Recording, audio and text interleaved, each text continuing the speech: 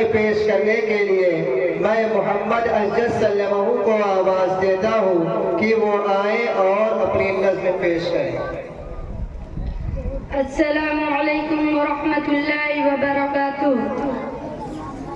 ऐ बेटी बताओ कहाँ जा रही हो कि घर बार माँ बाप को छोड़ कर के नबी की शरीयत से मुँह मोड़ कर के। ऐ बेटी